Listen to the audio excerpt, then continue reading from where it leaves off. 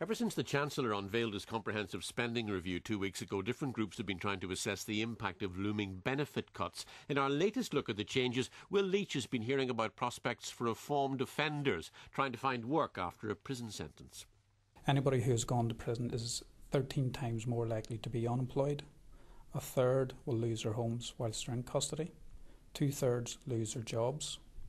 People who have been in prison are more likely to face debt worries, and many also lose contact with their family, which is very important in terms of resettlement.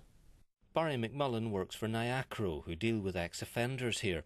For him it makes sense for them to find jobs, then they pay tax rather than costing tax and benefits. But it's no surprise that finding that first job after a custodial sentence is getting harder, due to the economic climate and the cuts, but also due to prejudice. I met one young ex-offender who's desperate to get back to work and rebuild his life, but he's noticed a difference now. Certainly, yes, I have put on the form that I have a conviction.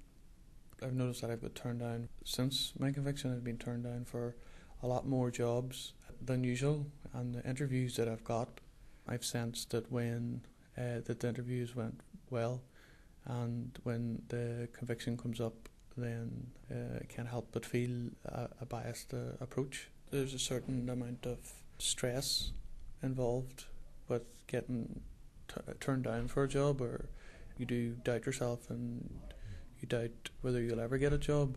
That's a problem Stacey knows only too well. He works for Unlock, a UK-wide body providing support and advice to reformed offenders. But the truth is most employers think twice about someone with a criminal conviction, and victims of crime, many of whom might be unemployed too, wouldn't want society to show ex-offenders any favours. If you do speak to victims, what they want is for that person not to commit that crime again. They don't want another victim. There's nothing that can be done to take away what that person has done.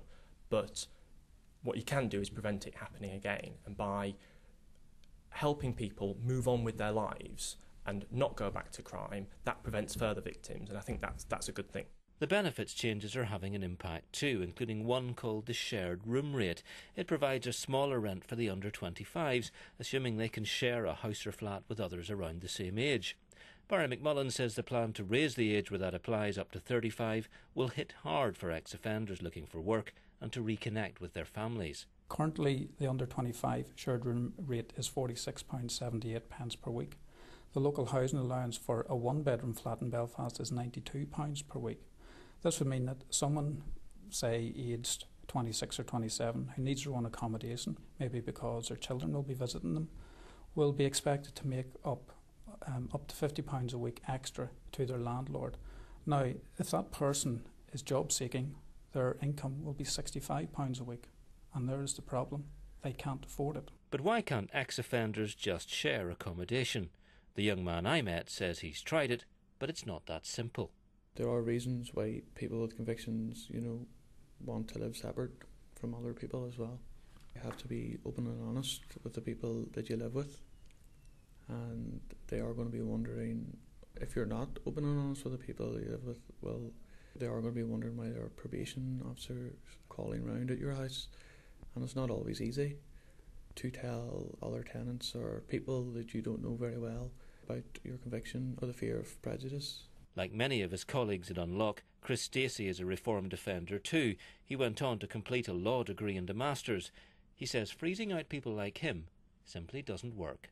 We as a society have to recognise that once people have moved on from their past and have done good things and have lived a crime-free life, we should recognise that and accept them back into our society. Otherwise we run the risk of them reoffending and being a cost to society.